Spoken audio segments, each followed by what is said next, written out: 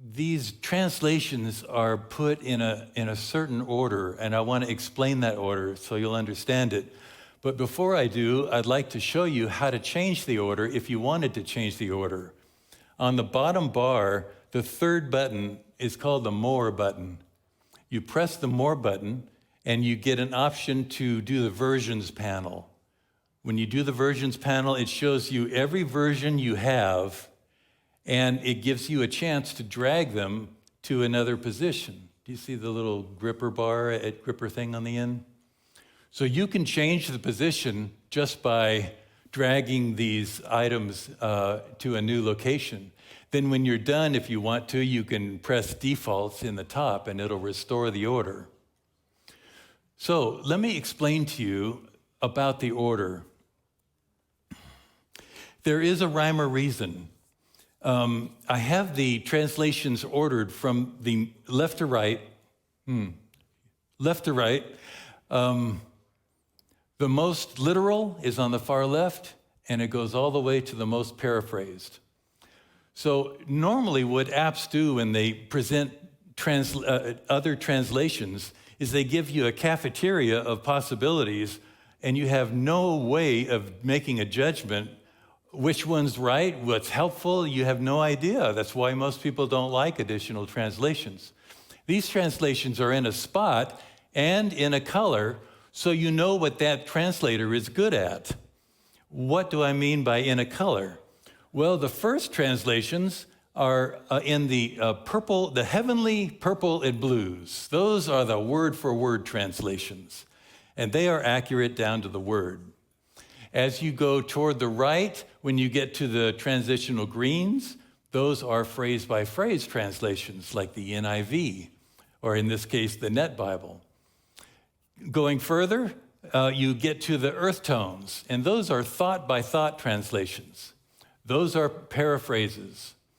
And I know it's been sort of historical that you look at all the translations, you find out the best one, and you grab it, and that's the one. That's the best one.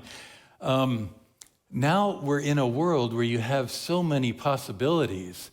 It's possible to use a translation for what it's good for.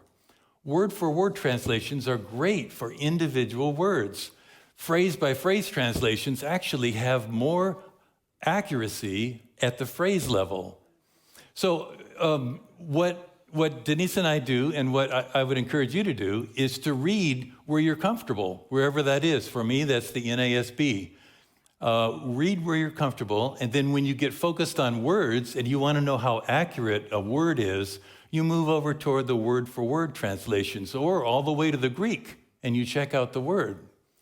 But if you lose your trend of thought totally, and you want to get back in the ballpark, move over to the thought, for they are very good at getting you the idea. Do you see what I mean? They're all translations of the Bible. These are all good translations of the Bible. They just have different focuses.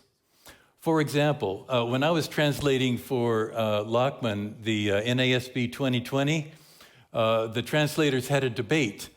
They wanted to update the word brethren. The word brethren is a Greek word that means brothers. That's exactly what it means. But they felt, number one, that it was an old-sounding word. It should be updated.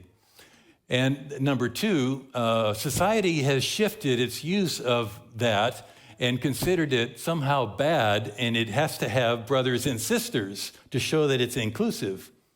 So we debated, what about that? Well, the problem is NASB is a word-for-word translation. There's only one word. You translate one word with three, and it's not a one-word translation anymore. So some recommended staying with the one word, not worrying about the oldness of it. I was in that camp.